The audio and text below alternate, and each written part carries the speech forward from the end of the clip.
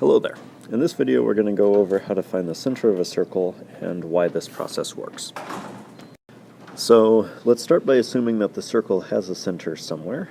I'm going to draw it a little bit off-center. And what this location does for it. Alright, so I got the center here and I'm going to draw on a chord, AB. This is called a chord. And by definition, this chord does certain things. So if I draw in these red lines here, both of those are radii, so they both have to be the same length.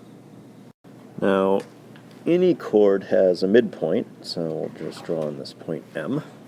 Mention that that's a midpoint. And that gives us that this portion is congruent to that portion.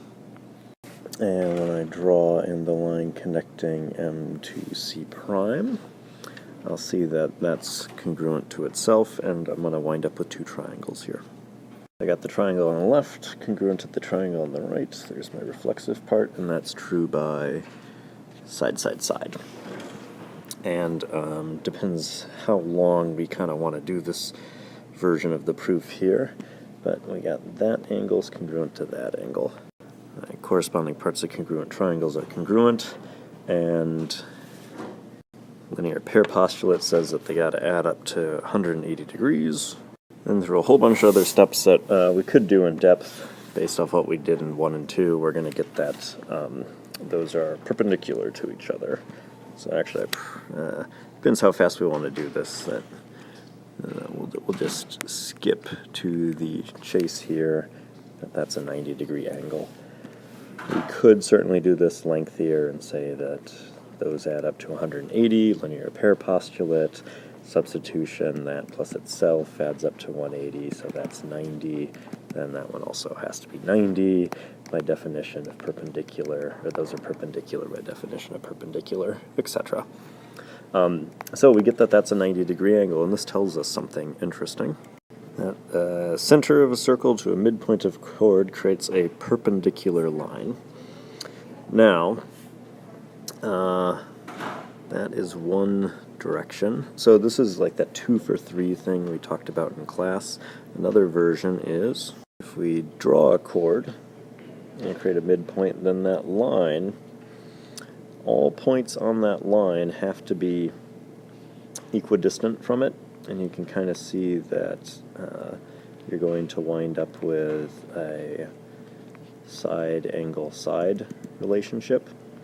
So all points are equidistant from it, and since the center is a point that is equidistant from the radii, then that center has to be on side one of those perpendicular bisectors.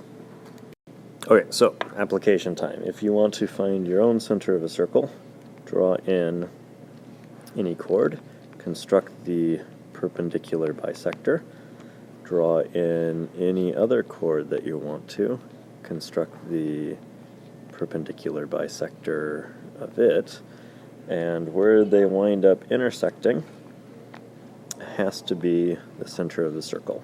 And all of these points here wind up being radii. And we know that the center of the circle has to fall on this perpendicular bisector because of that was actually going to be the side angle side argument here. We did a direction of it where we showed that if you connect from the center to the endpoints of a chord to a midpoint, then that has to be on the perpendicular. But actually here you don't know where the center is. You're constructing a perpendicular bisector first. So the center is somewhere on this purple line. Then you do it again. The center is somewhere on this blue line. So the center of the circle must be both on the blue line and the purple line. It's got to be that intersection there. All right, thanks for watching. Character and Scholarship for Life.